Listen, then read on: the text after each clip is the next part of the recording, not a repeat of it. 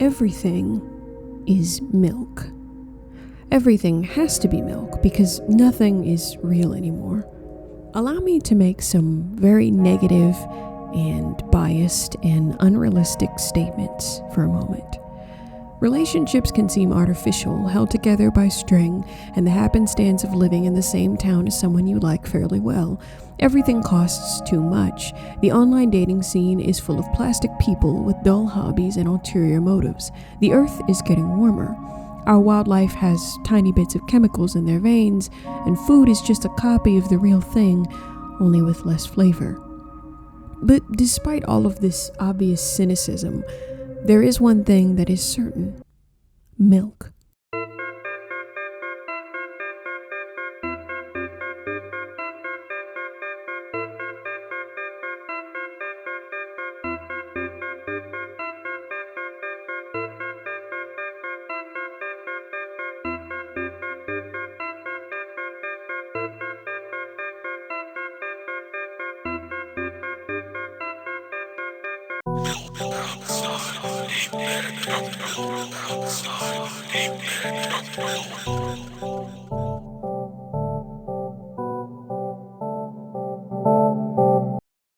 Okay, so let me just be completely transparent now. Outside a Bag of Milk is a point-and-click visual novel about the girl, or Мiлк as she is affectionately known by the community that loves her. She's the main protagonist of a game whose symbolism almost entirely revolves around severe mental illness. In this game, milk, or rather the purchase of milk at the grocery store, is used as a metaphor for layers and layers and layers of dense introspection. Perhaps the biggest challenge when talking about a game like this is translating its cryptic dialogue, buried under emotion and careful wordplay which reveals subtle details about the girl's past. This is the second game in the series, with the first behaving much like an introduction to Мiлк's world. We'll start from the beginning. The game begins with an animated cutscene.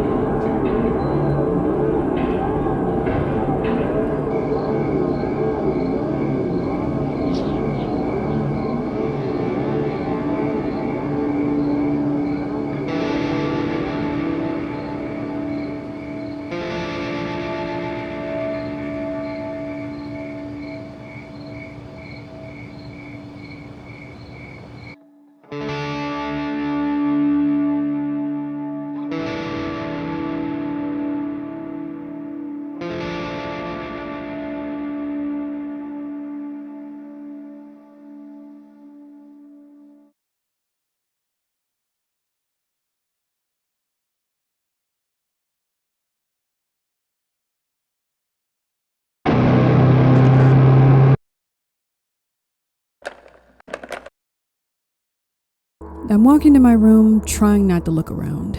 Playful shadows dance around me here and there. They dash all over the walls, the ceiling. One of those shadows whizzes past me, touching my face ever so slightly. I smile and continue walking, paying it no mind. Sometimes it's so easy to lose self-control and track of time, spinning in a joyful dance. But I'm in a bit of a hurry here. Mom told me to go to bed. I walk past the kitchen on the way to my room. The door is shut, but I can still feel the chilling air coming from the other side.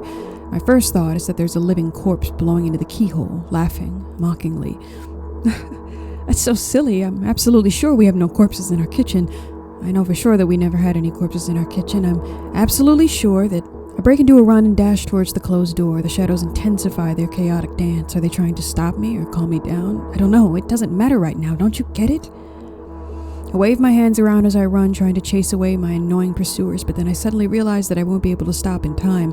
I've got no other choice but to break the door down. If there's somebody inside, I'll surely scare them to death, but wait, how can I scare to death someone who's already dead? What if it actually revives them? No, I don't want that. What do? I couldn't fully complete my thought when my shoulder hit the door and it flew open.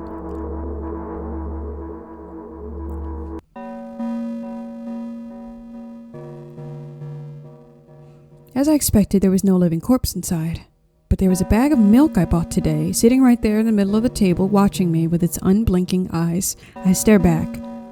Nothing happens. Although, what exactly did I expect? Gratitude? Have I done something that warranted it? A bag of milk probably doesn't care whether it's on the shelf in a store or on the table in my mom's kitchen. On the other hand, nobody would drink milk inside the store, which means I took it from the safest place in the world and into the scary unknown.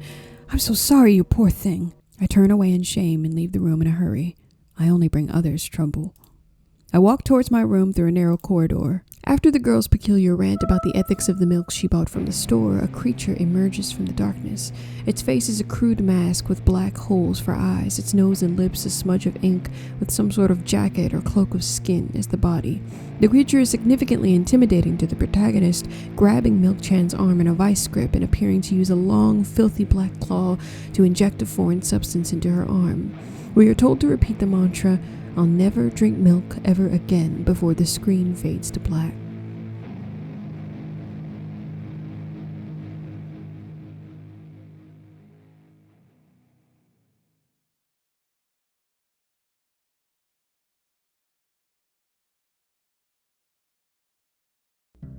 We awake again in our room. Our silhouette is a canopy of dark forest, a filter of pinks and purples.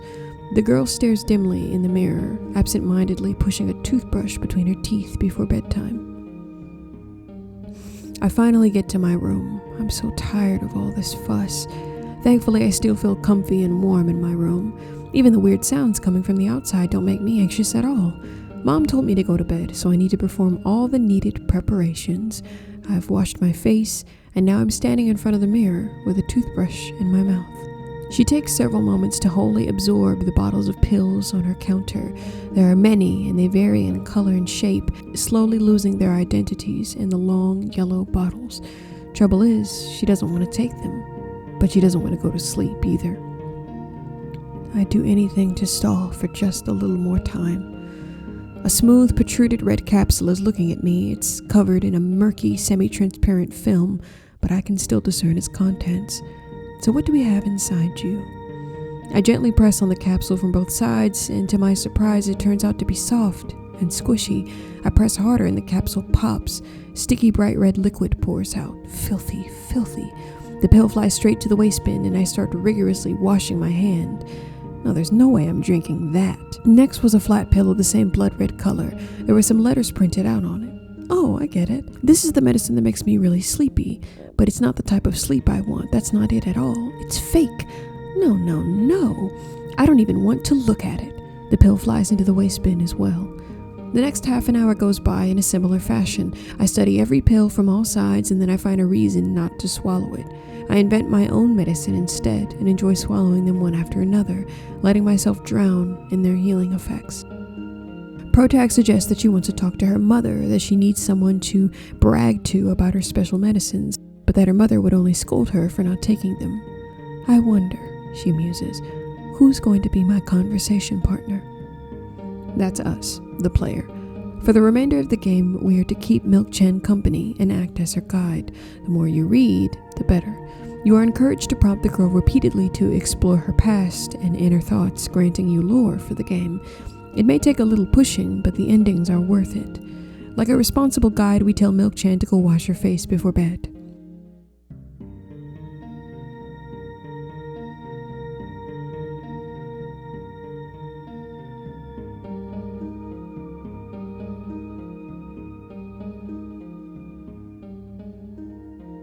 I'm in front of a mirror again. I keep staring at my reflection, trying not to get distracted by the sneery looks the walls are giving me, trying not to drown in their giggling. But then me in the mirror also shows me a creepy smile, bares her teeth at me. Dejected, I reach out for the shelf with my medicine. I swallow the pills one after another, tracing away the unpleasant vision that keeps floating up in my memory. Милкchan resents the necessity to take medications, although she eventually caves when we convince her. The best method for talking to her is to be gentle and kind. We are, after all, a version of her, but I'll speak more on this in a moment. When Милкchan takes her medicine, she tells us that in order to prepare for bedtime, she'll need to gather her thoughts. The problem is they're scattered all over the place in the form of tiny, glowing fireflies. With the events of the day swirling around in her head, Милкchan can't get a grip. She needs our help. The player will need to touch everything in the room and collect its dialogue before heading off to sleep. After each interaction, we'll obtain an adorable firefly, and with it several pieces of lore. Милкchan is a very lonely character. She spends copious amounts of time in her house, specifically her room, either sleeping, thinking, or passing the time with the occasional odd drawing. She has a long history with therapy and was taught how to manage anxiety and depression with exercises, something more common in the cognitive behavioral model of therapy. This is of no avail, unfortunately. Clicking on the glowing items in the room will give the player the option to explore more dialogue. We can choose to respond to Милкchan with kindness or cruelty. Like in most point-and-click games, your decisions will affect how much she chooses to tell you. Generally, regardless of how much you trek through the game, a story can be pieced together, and it explains much of the reason why she struggles with her mental health. She used to spend much of her time on the computer, drawing, making 3D art, playing games, talking to friends, listening to music, but something changed. One day, someone appeared. From that moment, my laptop was always on. There are no real people on the web, but he was good at pretending. At some moment, I let him trick me. We'll find our firefly after this, but the girl has lost the plot. If you do everything right, I'll finish my story, she says, her arms crossed defensively. If we fast forward a bit, after collecting all possible dialogue points, she'll finally tell us more, but you'll need to coax her to come outside with you. She is hesitant, presumably for reasons that allude to an urge to throw herself off the edge. The balcony is a tall corridor of never-ending apartment complexes high off the ground. Above us is the sun, a black iris in the blood-red sky surrounded by tufts of purple clouds. The girl presents us with a hypothetical, one in which she flings herself from the balcony and is only mere minutes before she falls to her death. While in free fall, she reveals the remainder of the story with the boy. I had a friend online, my best friend, even though the combination of letters he'd used instead of his name wasn't that cool. Well, the combination of pixels he had instead of his photo was also boring and unattractive. This is so strange and wrong, breaking the rules of being online. Why was he doing that? Maybe his code was a few lines short? I don't quite get what you mean, we respond. I could tell you about those rules. You can't find them anywhere, but I'm smart, so I figured them out myself, although I'm not sure I should divulge them. When I try to say what I think out loud, I tend to make mistakes. My dream is to keep my mouth shut, never get up from bed, never see or hear anything, just dream on and on. Oh, why is everything so terrible? Don't get distracted, we protest. So, what was that about your friend? Yes. He somehow made me believe that he was real. He kept describing someone else's life to me in detail, as if it were him, and he expected me to do the same. And then I told him everything about myself, without hiding a single thing. I grit my teeth.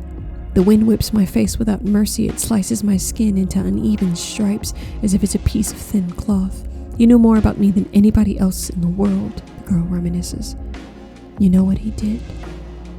Sending an army of bots to harass me was probably fun, and what's most important, it was a win-win situation. Text and video generators get to work at the same time. My name surfaces on the web more and more. It's unbearable. From around every corner, every balcony, ceiling, attic, wall, I always feel many pairs of watchful eyes directed at me, and now they watch me from the screens too. But I'll put an end to it. I have decided a long time ago. Though, maybe I only decided that only my body finally crashes into the ground, smashing into millions of tiny pieces, like porcelain. I'm cold. Let's go back inside, she offers. This is but one example of the suffering Милкchan has endured during her lifetime. It is unclear whether or not the young man she was talking to was catfishing her, or if he was a real boy whose ulterior motive was simply to spread her pictures and information publicly after getting close to her. As we later find through cleaning the backpack in her room, we'll soon see the domino effect that this has had on her education.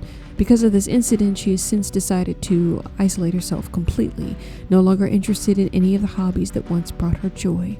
As if to make her point further, she rips the computer's cord out of the wall when we get back inside. "That's it," she says, and claims she is going to sleep in the hopes that she will not wake up until next year. Content not to take her medication ever again for eternity, our protagonist goes to sleep. This next piece of the story greatly elevates Мiлк's lore. During this portion of the game, our protagonist meets a boy named Treska, who offers to accompany her to a grocery store to buy milk in a dream. He is much younger and more energetic than herself, which she finds to be a chore. The storefront has an ever-changing sign and is packed with people. The store is huge, and the pair eventually lose their way. "I can't believe you don't know where they sell milk," says Мiлк disapprovingly, much to Treska's disappointment. Finally, they agree to ask for directions. Treska lets go of my hand and walks confidently towards one of the few store's customers. That person is standing with their back to us, studying something on the shelf. "Hello, can I can hear neither the second part of his question nor the reply he gets, but my good-for-nothing friend freezes in place, looking the customer straight in the eye. I hurry towards them. "Is he yours?" He speaks with disgust while wearing a scornful expression. "If he's yours, please get him away from me." The boy's mouth is agape, his hands shake. In an attempt to calm Treska down, Мiлк pulls him aside and tries to ask him what happened, but he suddenly begins screaming in a fit of rage. "Can you act normal?" Мiлк snaps. But Treska is inconsolable. Surrounded by adults, he stares down into his shoes, his head hung low with shame. "Just leave him home next time," the crowd protests. "Pay for the goods, please. And the waiting fee." Unsurprisingly, the cashier calls Treska a slur. This surprises Мiлк, and she finally breaks. In a fit of rage, I throw a banknote at the cashier of much higher value than needed, even counting in all the stupid fees. I grab a bag of milk and turn around on my heels. "We're leaving, Treska," she commands. On the way home, there's only silence until Treska finally breaks it. "You know?" He turns away from the path and walks straight towards the highway with determination. I stare at his back, confused. "It seems like you're not helping me at all."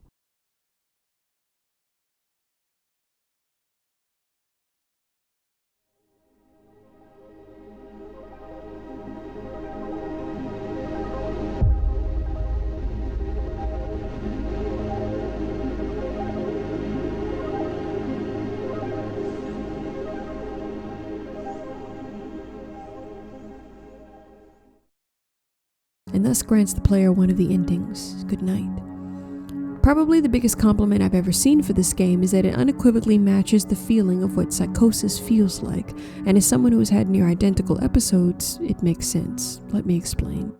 Мiлк Outside a Bag of Milk, we'll call it MOBOM for short, is a psychological game with mild horror elements that focuses entirely on a girl's psychosis and the way she views herself when having an episode. We, the player, act as a more rational side of Мiлk's mind. We're the voice of reason, the straight man, the one that knows the truth about our condition. We emerge with the firm voice of a guardian, the little voice inside everyone that tells us it's going to be okay. We're supposed to guide her through the complicated maze of feelings that surround her inability to do one simple task: buy some milk from the store. We, the player, are observing the main character in the act of dissociation. MOBOM seems like a lot of nonsense. It's a cascade of nonsensical rants, starting with the dissection of Мiлk's feelings towards the recent incident that has occurred. Only there is no incident. Nothing actually happens because Мiлк has anxiety, and much of her trauma is internalized and therefore greatly exaggerated. I want to use the first game in this series as an example. Мiлk Inside a Bag of Milk, or MIBIM for short, is the precursor to the game we're currently dissecting right now. It is much less refined than its story-rich sibling, and its visuals are greatly lacking their effectiveness, so to speak. Gone are the elaborate animated cutscenes and fancy visual metaphors. The dialogue is cryptic and often inane. Characters are crude collections of pixels, and pictures are harder to make out.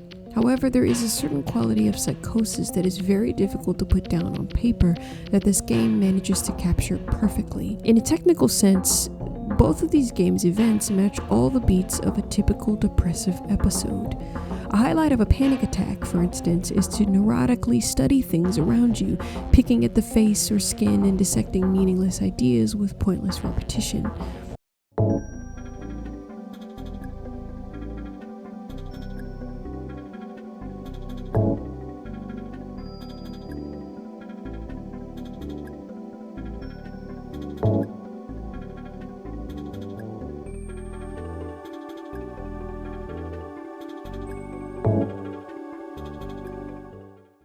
The protagonist spends a lot of time in deep, erratic thought, exploring extremely pointless subjects until we, the player, have to tell her to focus on the conversation at hand. The game itself is full of self-doubt, self-judgment. Even us, the player, the one who's supposed to be a voice of reason, has the option to torment Милк, something that is easy to do when you're locked into a cycle of shame. Avoidant behaviors like choosing not to do any tasks that could even remotely be related to a traumatic event is one of the hallmarks of Мiлk's condition. Anxiety and depression place you into a cycle of self-doubt, shame, and fear. Without the courage or desire to scale these heights, one might never grow past them. But Мiлк is acutely aware of her faults, and even in her desire to live without medication, she seeks change within herself. One of the most common things to do during a psychotic episode or panic attack is to talk to yourself. If you're having a panic attack and there's no one else around, it can be quite soothing to talk yourself down from a cliff, so to speak. This is the brain's way of rationalizing extreme emotion and leveling with what the distressed person perceives as an emergency, even if it's not. It can save your life if you ground yourself enough. When going to the store, the protagonist suffers from extreme anxiety. There are too many people around. The cashier is staring at me. Everyone hates me. I can't do this. The words coming out of my mouth don't make any sense, and so on and so forth. These thoughts anchor themselves in the brain, and accompanied with high levels of cortisol and very low levels of serotonin, the protagonist begins to panic. She knows that this is all insane. Buying a bag of milk is a simple task, nothing to panic about. But her brain betrays her, forcing her to split into two distinct selves, one rational character and one who is unable to cope with the simple feat of running an errand. Again, dissociation. Dissociation is the act of feeling separated from oneself, from the body, the mind, and your emotions. I can't say it's a particularly helpful coping mechanism, but it allows the brain to distance itself from the trauma that has been laid out for its host. It is a natural coping technique used by the brain to help manage the amount of stress hormones released by the body's adrenal glands. In this case, the trauma is caused by extreme anxiety that's resulted from Мiлк trying to go to the store and purchase a bag of milk. There are some theories as to how this came about. Мiлк has always had a very strained relationship with her family. It is speculated that the creature from before is actually her mother, and that the long sharp claw is actually just a needle with medicine in it, more than likely an EpiPen of sorts. Players have considered the idea that Мiлк is deathly allergic to milk. Side tidbit, I had no idea you could go into anaphylactic shock from drinking milk, but apparently you can. So damn hot.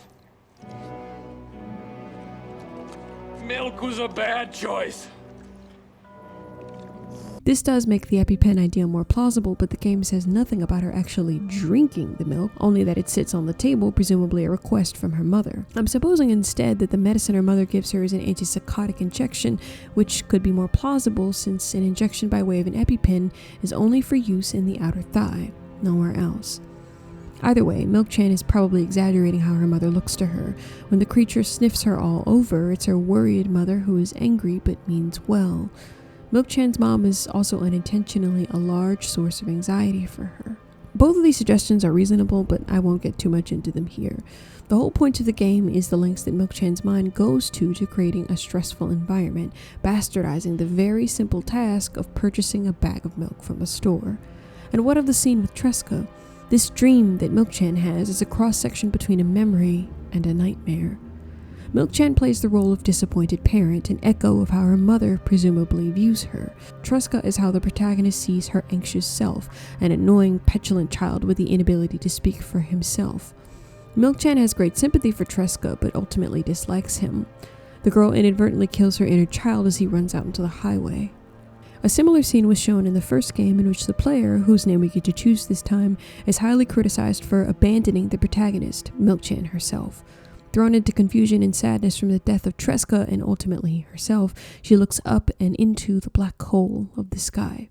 This giant circle in the sky is her fear manifested. At the grocery store, while trying to ask the store clerk about where the milk is, he only says, "Oh," repeatedly. She finds that the only way to interact with the clerk is to repeat after him, which often works in social situations in real life. Mimicry is one of the earliest functions for social interaction that a child can learn. Like mirroring body language, copying others helps individuals unconsciously sympathize with their conversation partner, suggesting that you are a good listener and are following along. Usually. After several moments of the clerk saying the letter O over and over again, Мiлкchan says he's trying to scare me, but how does he know that I'm terrified by the letter O? I have a frightening image when I picture it in my head.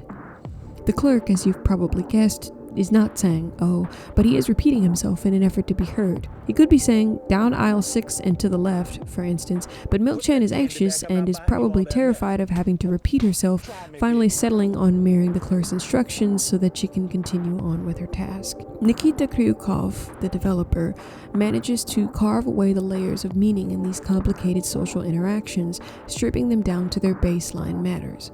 There is really no reason to be scared or to have severe anxiety when leaving to do a simple task, but millions of people around the world suffer from severe depression and anxiety, as well as other mood disorders, and that includes me. He breaks it down in a way that doesn't at all feel like spoon-feeding or holding your hand, quite the opposite. It's a game whose plot is obvious for those who've been in similar situations and easy to understand at best for those who haven't. The art is also really quite a step up from the first game. The sky is drenched in these dark reds and purples. Everything is moving, the background sways gently, adding to the surrealism. The dull shades of red framed against the sharpness of black really communicates how Мiлkchan views her world. Everything is the same, and it's all not very good. Colors are minimal, primary red, black, white, and purple, and this monochromatic way of viewing the world feels much like anxiety's similar tunnel vision. You can focus on the dialogue when things are this way. In Мiлkchan's room, details are made with attention and care. It really feels like a safe space. Мiлkchan herself is a very charming character. She is much more than her mental illnesses, just like a real person. Her playful dialogue and banter with the player makes her easy to understand. She has a reason for everything she does or doesn't do. She used to go online and make little 3D pieces. She likes music and her plants are dying because she doesn't know how not to kill them. She has pages with her mom's messy script in her room. They are hastily scrawled dosages and side effects, even though they don't get along. The handwriting is claw-like. The black creature is scary, but it's not unkind, after all. Fear is not only our protagonist's motivation, it's her god, it's how she lives, and she understands how dangerous that line of thinking is. There's a certain malice within Мiлkchan. She resents her place in the world, wishing only to sleep for days on end, but there is hope for her, I think. If she could offer herself grace and kindness and continue to take her medication, there's hope still. Мiлkk Outside a Bag of Milk is a short game. It took me less than 2 hours to complete, and I think it was a wonderful experience. Players may criticize it for being repetitive or long and drawn out, but the game's vapid dialogue is key to understanding the nature of a psychotic breakdown of derealization, depersonalization. As an aside, I'm aware that some of you might find this incredibly depressing. That's okay, too. You should allow yourself to feel that way. This is not a happy game about happy things. It's a very real deconstruction of a very real topic, voiced through a character in a medium usually meant for fantasy and whimsy. But how wonderful it is that we live in a world in which human beings can make wonderful art like this, art that helps us make it through another day. If you've played this game and relate strongly to it, you are not alone. I do too. It's good to get up and get outside, even if it's just for like 5 minutes. You don't have to sleep the whole day away. Yes, everything is milk. Bills and rent need to be paid. A job must be had. Nothing is easy and happiness must be fought for. But cheese is delicious, and hot drinks remind you that you're still alive. Bees bump into flowers in brightly lit fields. Rain smells good. Screens are lit up with excellent indie games, and music is always beautiful. There's always another day to change something about yourself. Life is not always going to hand you the answers, and this game is a wonderful exploration of what happens when a person runs out of them. If you have some time, you should consider playing this yourself. The ambient soundtrack is gorgeous, and it is a wonderful way to gain some introspection. I love you, strangers. Thank you for your patience as I churn out these very slow-going videos. I've had some health issues lately, so I'm just trying to get that straightened out this year. Thanks for your time, and for watching today. Be sure to drink some water and look into the light. Just don't look for too long. Good night.